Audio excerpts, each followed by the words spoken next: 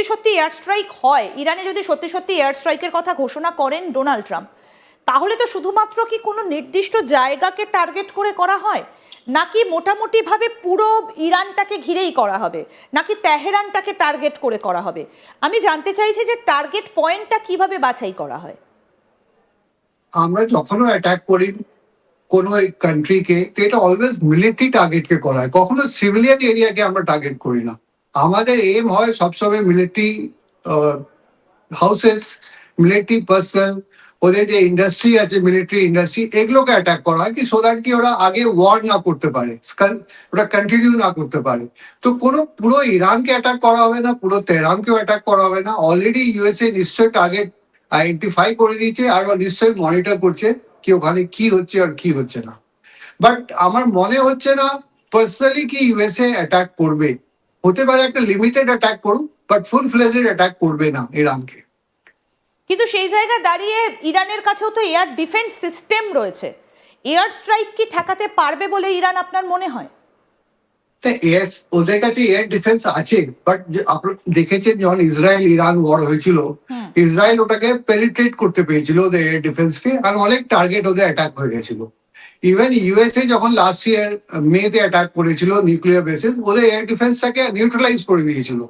তো নিউট্রালাইজ করার পরে একটা যে এয়ার সুপিরিয়রিটি হয়ে যায়, ওর পরে এয়ারক্রাফট গুলো কোথাও ইন্টেন্ডেড টার্গেট যে আছে সবগুলোতে অ্যাটাক করতে পারে উইদাউট এনি ওয়ারি কি অপোজিশন কান্ট্রি থেকে কোনো এয়ারক্রাফট আসতে পারে বা মিসাইল আসতে পারে। তো এটাই ওরা চেষ্টা করবে কি এয়ার ডিফেন্সটা ওরা আগে নিউট্রালাইজ করবে, আর তারপর ওটাকে ডিফারেন্ট টার্গেটকে ওরা অ্যাটাক করবে। একদম। এবং ইতিমধ্যেই কিন্তু আমরা দেখছি যে ইরান থেকে আমেরিকার যারা যারা কাজ করতে এসেছিলেন ইরান এবং ইরানের আশেপাশে, সকলকে ডেকে নিয়ে যাওয়া হয়েছে। আমি আপনার কাছ থেকে জানতে চাইবো যে আমেরিকার যেমন কাতারে একটা এয়ার বেস রয়েছে, ইরানের আশেপাশে আর কোন কোন জায়গা থেকে এই ছকটা আমেরিকা করতে পারে এয়ার স্ট্রাইকের? পুরো ওয়েস্টার্ন এশিয়া, যাকে ওরা মিডল ইস্ট বলে, ওখানে অনেক বেস আছে ইউএসএ, লাইক কাতারে আছে, সৌদি আরেবিয়াতে আছে, ইরাকে আছে। তো ইরান কি বলেছে কি যদি আমাকে আমেরিকা অ্যাটাক করে তো আমি ওর বেসকে অ্যাটাক করব যত এখানে ওয়েস্টার্ন এশিয়াতে আছে।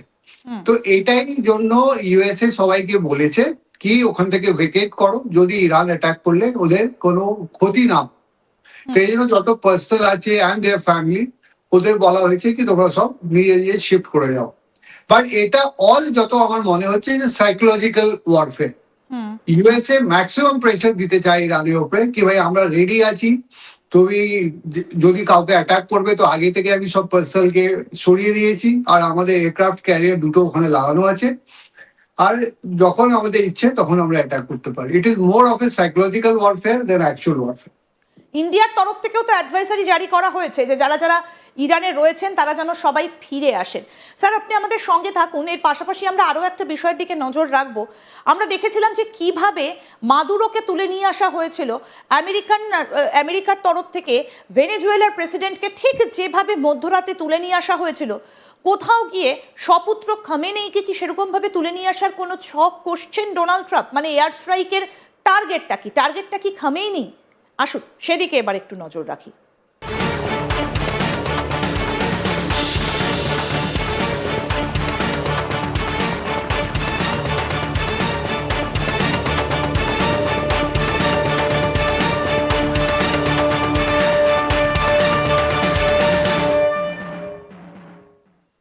আপনাদেরকে একটু জানাবো যে তেহরানে কিন্তু ইতিমধ্যেই একটা তীব্র বিক্ষোভ ডানা বেঁধেছে, কারণ ইরানে যে কোনো মুহূর্তে এয়ার স্ট্রাইক করতে পারেন ডোনাল্ড ট্রাম্প, এটা কিন্তু একেবারে ইরানের মানুষজন তারা ধরে নিয়েছেন। এবং ইতিমধ্যে আমরা জানি যে ভারতীয় দূতাবাসের তরফ থেকেও একটা অ্যাডভাইজারি জারি করা হয়েছে। প্রায় 10,000-এর মতো ভারতীয় ইরানে রয়েছেন বলে মনে করা হচ্ছে, সংখ্যাটা মোটামুটি সেই রকমই, এবং তাদের সকলকে ফিরে আসতে নির্দেশ দেওয়া হয়েছে। কিন্তু কোথাও গিয়ে ট্রাম্পের প্ল্যানিংটা কি? কোথাও গিয়ে খামেনেইয়ের পরিণতি কি মাদুরোর মতো হবে? মধ্যরাতে কি এয়ার স্ট্রাইক চালিয়ে তাকে তুলে আনা হতে পারে? আমরা এই বিষয়টা নিয়ে আলোচনা করব। ভারতীয় বায়ুসেনার গ্রুপ ক্যাপ্টেন কৌশিক সিনহা আমাদের সঙ্গে রয়েছেন। ক্যাপ্টেন সিনহা, কোথাও গিয়ে কি ডোনাল্ড ট্রাম্পের এইরকম কোনো প্ল্যান রয়েছে বলে আপনি মনে করেন? না, এটা হতেই পারে না, কারণ কি ইরান অনেক পাওয়ারফুল হচ্ছে। Venezuela is very small country, আর কোনো মিলিটারি পাওয়ার ছিল না ওখানে। ইরান একটা রিজনাল পাওয়ার আছে, ওয়েস্টার্ন এশিয়াতে অনেক পাওয়ারফুল নেশন আছে। তো ইউএসএ এটা কখনো ভাবতেই পারে না। ইনফ্যাক্ট আমার যে আন্ডারস্ট্যান্ডিং আছে ওতে ও কখনো ফুল ফ্লেজেড ওয়ারে যাবে না, কারণ কি ও বুঝতে পারবে না কি এটা কোথায় চলে যাবে, ইরান কাকে অ্যাটাক করবে, কোন কান্ট্রিকে অ্যাটাক করবে, পুরো ওয়েস্ট এশিয়া তে ওয়ার শুরু হয়ে যাবে। It will be something like a third world war. তো এটা সামবডি ইজ উইথ ইরান, কেন কি ইরানের পিছনে রাশিয়াও আছে, চায়নাও আছে। তো এটা একটু মুশকিল আছে কি ফুল ফ্লেজেড ওয়ার হবে, বাট লিমিটেড অ্যাটাক করতে পারে to put pressure on Iran. আর এটাই ওদের যে আছে সুপ্রিম লিডার খুমেনি, ওকে তো উঠিয়ে আনা অনেক মুশকিল আছে, কারণ কি অনেক প্রোটেকশনে আছে, হাইলি প্রোটেক্টেড। তো এটা ভেনেজুয়েলার মতন কোনো ইয়ে নেই। মেবি ভেনেজুয়েলাকে করে একটু ট্রাম্পের অনেক ওভার কনফিডেন্স হয়ে গেছে কি আমরা কোথাও থেকে কোনো লিডারকে পিক আপ করতে পারি, বাট ও জানে ব্যাক অফ দ্য মাইন্ড কি ইরানে এটা পসিবল হবে না, তো এই জন্য উনি ট্রাই করবে না। কিন্তু ডোনাল্ড ট্রাম্প তো একটা চেষ্টা চালিয়েই যাচ্ছেন যে রেজা পাহেলভি তাকে ইরানে ফিরিয়ে আনার একটা প্রচেষ্টা কিন্তু ইরানের মধ্যেও দেখা দিচ্ছে, এবং খামেইনির বিরুদ্ধে একটা বিক্ষোভ যে দলের দেশের ভেতরে যেটা দানা বাঁধছে, তিনি চাইছেন সেই বিক্ষোভটাকে কাজে লাগিয়ে নিজেদের কার্যসিদ্ধি করা। যেভাবে তারা ইরাকে একটা অপারেশন চালিয়েছিল এবং যেভাবে ইরাকটাকে আমেরিকা কুক্ষিগত করে রেখেছিল এবং শেষ করে দিয়েছে, আপনার কি মনে হয় ইরান কি ইরাকের পরিণতির দিকে এগিয়ে যাবে নাকি আটকাতে পারবে? না, যেমনি আমি বললাম ইরানটা একটা রিজনাল পাওয়ার আছে, ইরাকের কাছেও এত ছিল না, ওটাও এত পাওয়ারফুল কান্ট্রি ছিল না। আর ইরান অনেক পাওয়ারফুল কান্ট্রি আছে, এদের কাছে মিসাইল প্রচুর আছে। এই জন্য ট্রাম্প চাইছে কি নিউক্লিয়ার ডিলের সঙ্গে একটা মিসাইল ডিল হোক, যেটা কি ইসরায়েলটাও বারবার বলছে কি সব মিসাইল ওদের ইরানের উইথড্র করা যায়, কেন কি ওরা ভয় খাচ্ছে ইরানের মিসাইল। এই মিসাইলগুলো অনেক সফিস্টিকেটেড আছে, যেগুলো লং ডিস্টেন্স অ্যাটাক করতে পারে, ক্রুজ মিসাইল, আইসিবিএম, যেগুলো সব আছে ওদের কাছে। এয়ারক্রাফট হবে না, ওদের ফাইটার এয়ারক্রাফট গুলো অনেক পুরনো আছে, বাট মিসাইল হওয়ার জন্য একটুখানি ওরা ভয় খাবে। তো এটাই হচ্ছে একটা কারণ। আর ইরাকের সঙ্গে তো কোনো কম্প্যারিজন নেই, ইরান অনেক বড় পাওয়ারফুল কান্ট্রি আছে। একদম স্যার, আমি একটু আপনাকে কয়েকটা ছবি দেখাই। যদিও আমরা এয়ার স্ট্রাইক নিয়ে কথা বলছিলাম, কিন্তু একটা দেশ যখন আরেকটা দেশকে আক্রমণের ছক কষে তখন তো শুধু এয়ার স্ট্রাইক নয়, চারদিক দিয়ে ঘেরার চেষ্টা করে। সমুদ্র পথটাতেও সেইভাবে কিন্তু আমেরিকা একটা প্ল্যানিং অলরেডি করে নিয়েছে।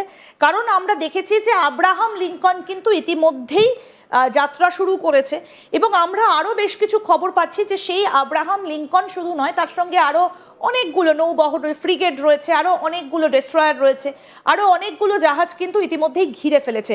আমি একটু ছবিটা দেখাতে বলবো, যে এই যে ছবিটা,